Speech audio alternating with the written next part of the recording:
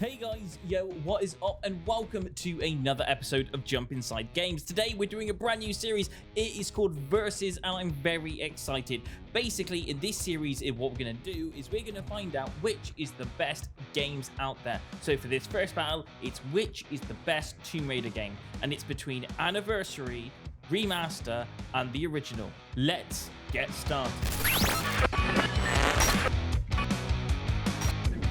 So I'll tell you my experiences while playing this game, and obviously I'm going to put them right next to each other so you'll kind of get a comparison as we continue through this video. However, I just want to mention one tiny little thing, that the original version of the game that we are playing will be the remastered edition, but on lower graphics, and we'll be using tank control. So you'll get the tank control feel of what this game feels like when you activate tank controls. Then we've also got the normal game next to it, which is the normal controls, and then we've also got the Anniversary Edition right next to that, which is the remake of the original game, which, you know, all next to each other. You'll kind of see the similarities and you'll see the differences.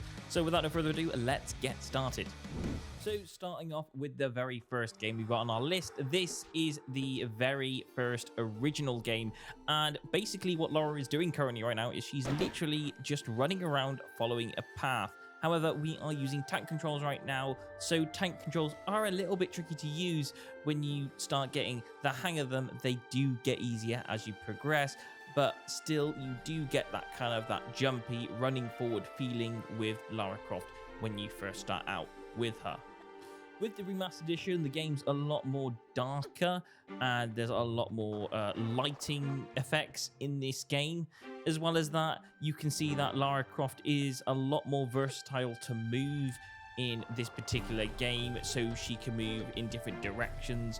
And that being said, the Tomb Raider Anniversary Edition is completely different in total, because it's a completely different mechanic version of Lara Croft. It feels really nice in this particular game. However, the searching around feels a lot more different. Like, for example, the things you're meant to climb onto when it comes to the walls, they stand out a lot more. Time to talk about the controls a little bit right now, because this particular game has a certain issue for me with controls. Now, it might not be an issue with you, but I found it quite an issue to start off with. I did get used to it, but it was just strange. Number one, A pretty much does everything. A is the action button, A is the pick up button, A is the shoot button. As well as that, the putting the guns away and equipping them, which I didn't think was a thing, is actually the Y button. Yes, if you press the Y button, you de-equipped and equipped your guns, and then you press A to shoot. This is a very interesting thing that I've seen in the game, and I was a little unsure of this to begin with, that I did get used to it. It just felt weird because I'm not used to doing that in most games. And I'm not saying that's a bad thing. In games like Grand Theft Auto and Red Dead Redemption, you do have a weapons wheel you get to choose from, so you do have to select weapons in lots of other games out there. However, in this particular game, I'm more used to just pressing aim and shoot. In this particular game, it's equipped and shoot, and it's a very different mechanic. Now, it's not bad, it's just they were growing at the time. This was a brand new thing when they came out with this game, and it was a very good approach. However, it took me time to get used to it. That's all I'm saying. So just to put it out there, this isn't a bad thing. This is just a different thing. And in this particular game, she will do the aiming for you. However, the equipping and de-equipping is not controlled by the Y button, which means you can just shoot and stop shooting whenever you feel like it, and she will put away her guns when she's not using them, like that. And in this particular game, which I really like, is there is an aim mechanic in this. Not so much as a full-on aim mechanic, but she will lock onto the enemies like that, so you can see which enemies that you're shooting at, and you'll be able to see that you're definitely hitting them as well. Now, this game is actually created on a different engine as far as I'm aware, because the game's completely different. So they've rebuilt everything from scratch, and they've actually remade this game. That saying, they've redesigned how all of these levels actually look. So, for example, you're gonna get loads of rock-looking rocks. Everything's gonna be shaped nicely, and there are gonna be different challenges as you progress, even though the actual look of this game is gonna feel very much the same. Just updated and a lot better looking. Like, for example, these bridges, they collapse and she has to climb them to get over them. Now, I'm not 100% sure how to pronounce this one. This is the city of Vilcabamba. And basically, you go inside here. There's meant to be a water thing in the middle and a bear fight. Now, in this particular game, there's a very small bear fight. And, of course, you can see the city looks a little bit interesting. I mean, it's in a cave kind of situation you got going along here. For me, I just backed up into the water. And there you go. I'm now swimming. And this is the swimming stuff and how she swims in this particular game. It's very normal. She swims like a normal person. I don't know why I'm really showing you this, to be honest with you. But yes, you can kind of see how this game function works with the swimming. She's got a little health bar up there with her oxygen levels. One thing that's interesting is the actual water design in this game. As you can see, it's very interesting. It's just lines going along the water. It does seem really nice, but let's see what the other game looks like. And in this particular game, as you can see, the water looks a lot more realistic. There's a lot more design to it, and yeah, it's basically the same water mechanics and the same feel, except it's just a little bit more graphicked up, which is really nice because that's what a remaster is. It's a better graphic designed water mechanic. This particular game, we've got an actual looking village, so you can actually see that this is probably what the game had in mind. It just didn't have the mechanics to do it in this game because it got remade. They were actually able to recraft this city, except I couldn't get out of the water at that point, so I had to go underneath and experience what the water actually looked like in this game. The water looks really nice, actually, considering that this game was made a while back. The water mechanics in this game are really nice, and they've kept to the design of the original, but just updated it a little bit. So instead of swimming left, you swim right, and you don't go to that particular square pool that I went to. You go to actually where you're meant to go to on this game, which is pull a lever and go up to the surface.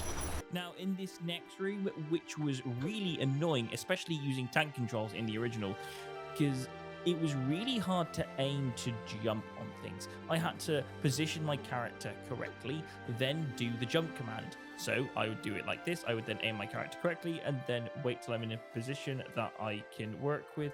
And it took me a while to get into a position. And then when I was ready, I would then do the jump. And I did the jump, and sometimes, and most times, I would fail that quite a few times. However, using Remastered Lara, she was very easy to jump in these sort of areas. You just flip over, jump over, and with the next area, just run, aim, jump, and you would be able to get across areas like this a lot quicker. Yes, because Lara's got a lot of more mechanical movements in this new updated remaster, which means she can move around a lot easier and a lot quicker, which is very nice for the player.